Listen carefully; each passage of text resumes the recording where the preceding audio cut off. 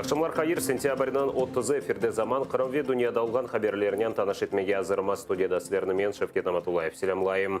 Юқары Шура ишғал етілген Қырымда ерлі ве Ақиярда сөзде губернатор сайлаулары кечірілуіні қанунсыз оларақ таныды. Бұл қарар үшін 276 халық депутаты қол тұтқан.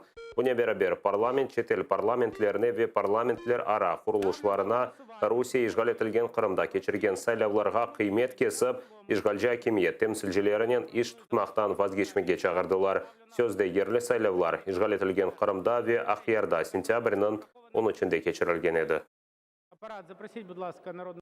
Це неправильно, коли, наприклад, Польща чи Євросоюз першими реагують на те, що відбувається в Криму, а хто не знає, поясню, що було, власне, в Криму. 13 вересня відбулися довибори до певних місцевих рад, зокрема, наприклад, обирався губернатор Севастополя, чи міський голова Сімферополя, чи були довибори до Ради Криму і так далі, і так далі. Більше того, станом на 6-7 годину вечора явка була надзвичайно і критично низька, близько 30%.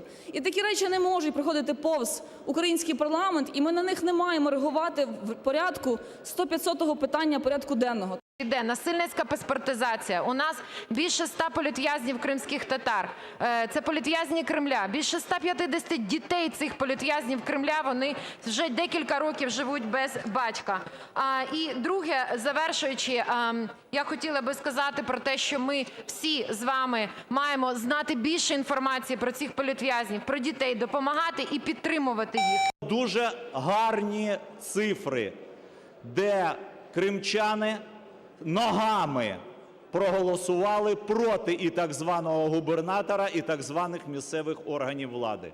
Такої низької явки ще не було за всю історію окупації Криму і Севастополя. І я думаю, що це зайва ознака і сигнал путінському режиму, що в умовах окупації ніяких виборів не може бути.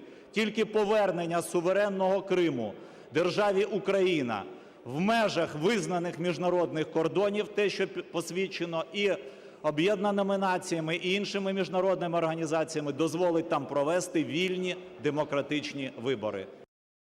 Президент Владимир Зеленский Витольд Фокинны уч тарафлыма контакт-группадан чықарды. Фокин контакт-группанан юлбарчымы авинайды. Мемор бұл музакире группадан чықарылмасыны төневін парламентнан Devlet Siyaseti Komiteti талап етті. Фокин комитет топлашывында Русия незаретінде олған женкеберлеріні амнистия етмеге теклиф етіп, Донбасста Украинаға қаршы руслар женклешкеніні таздықлаған ичбір алемет көрмегенін айтқан.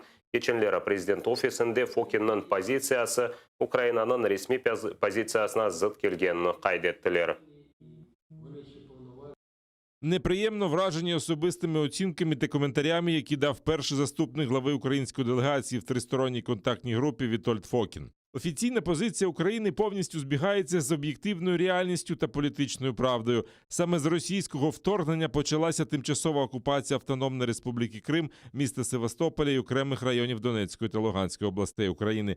Саме ця держава повністю контролює тимчасово окуповані території України та має вирішальний вплив на все, що там відбувається. Це цілком очевидні істини. Донбасста женкеверлерінің ұжымы нәтижесінде бір Украина арбейі яраланған. Русия незаретінде олған женкеверлер Зайцева жеварында олған Украина арбейлері позицияларына атешке тұтқан. Аскер госпитальге еткізілген. ОБСЕ миссиясы кечкен күн девамында. ОБСЕ ООС аланында 42 кере атешкес режимі бозылғанына қайдеткен. Бұақта Украинада çalışқан миссияның есабатында айтылмақта. 12 патлав олған ве 14 кере атыжы силәве бұйық калибрлық құршын атыженен атеш açılғаны қайдетілді. Украина арби кубетлері ишғал етілген Қырымнан меморий сыңырында ишғалжылерінің әрекетлеріне незарет етмек үшін камералар ерліштіргенлер. Бұл камералар вастасынен ишғалжылерінің сөзде сыңырны ве арби позицияларына козоғынде тұтажақлар. Арбилер қайдеткенне көре камералар вастасынен незарет етіп ишғалжылерінің планлары аққында евелден білмеге фырсатлар олажақтыр.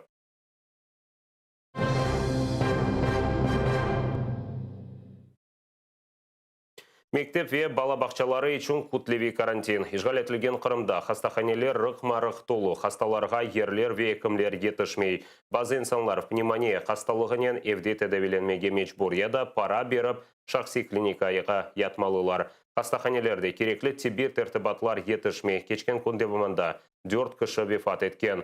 4 мектеп ве 74 сынып карантинге қапатылған. Қырымда екінші мемурда коронавирус таздықланған. Тапсилатлыжа Левхамазда сейретініз. Хастаханеге тек танышлық бастасынен яда бұйық пара беріп ятмақ мүмкін. Ишғал етілген Қырымда эпидемияның екінші далғасы екімлерінің ішіні баяғы қиынлаштырды.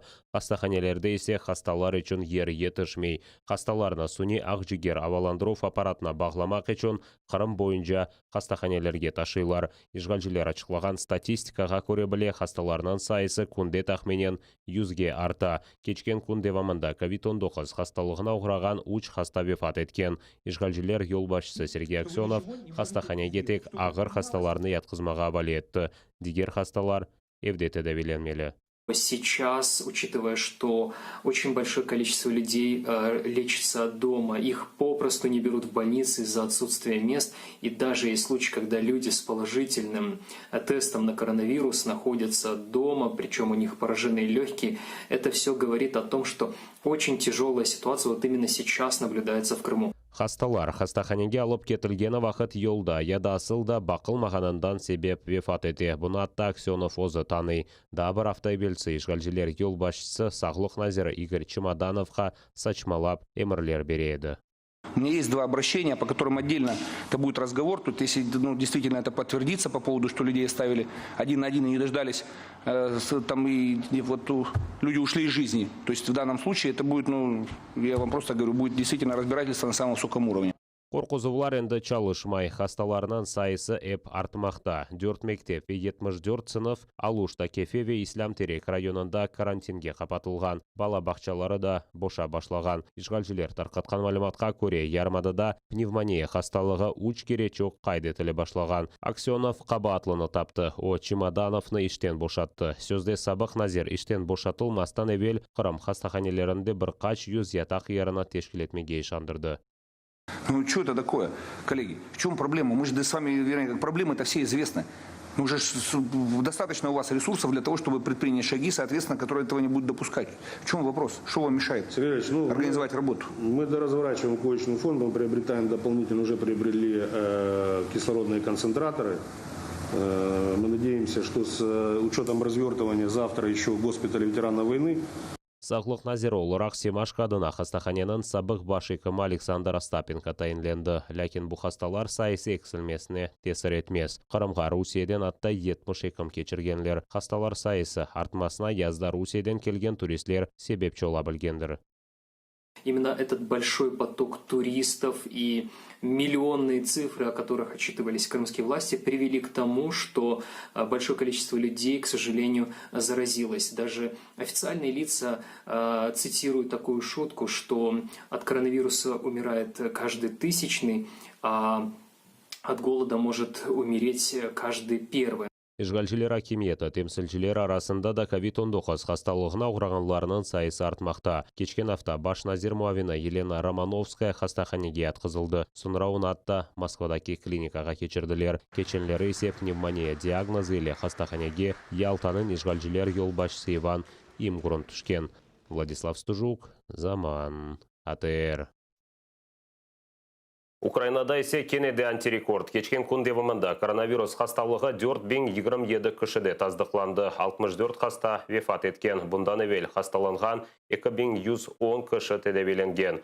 Хасталарының ең чоқ сайысы Харьков, Донец ве Днепропетровск вилаетлерінде. Хасталарының сайысы артқанына көре Украина дүния статистикасында 14 жерде. Европада есе 5 жер алмақта. Бүгін юқары шура карантинге кетті, чүнке депутатлар арасында COVID-19 хасталығы тарқалы башлаған. Соңғы күнлері коронавирус 10 депутатта таздықланған.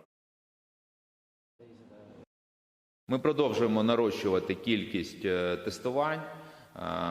Додатково встановлюється обладнання. Ми закуповуємо це обладнання, встановлюємо в наших лабораторіях, встановлюємо їх по всій країні, особливо там, де ми бачимо відповідно черги, які виникають. Ми розуміємо про ці черги, повірте, ми теж не хочемо, щоб ці незручності були в нашій країні.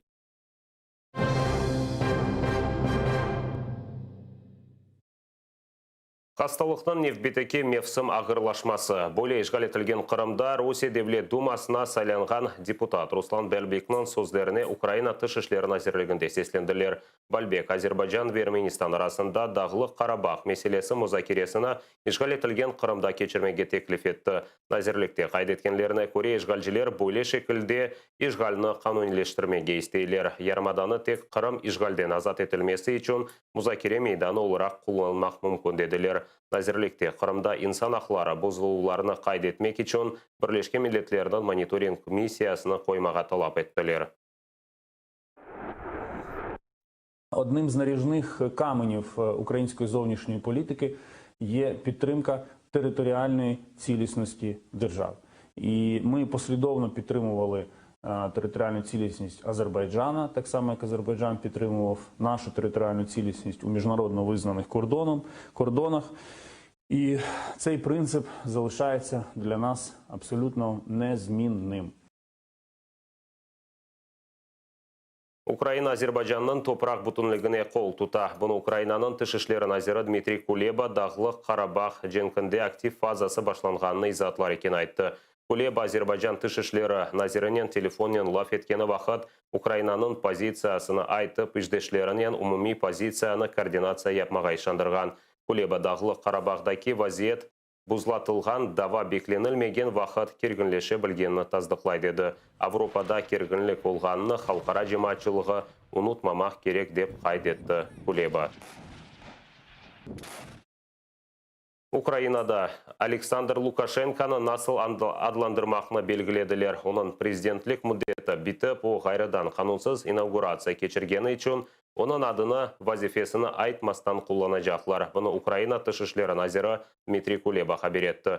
Сентябрьнан 23-нде Лукашенканың гізлі инаугурациясы олып кечті. Бұндан соң Белоруссия мұхалифеті Лукашенкаға бойсун мамақ үшін мұддетсіз акция башлатты. Авропа бірлігінің бір чоқ мемлекеті Белоруссияда кечірілген сайлаулар нәтижелеріні Лукашенканы президент оларақ танымағанларыны қайдетті. Бұне бәрабер сайлауларыны Америка Бірлескен Девлетлері ве Канада танымады.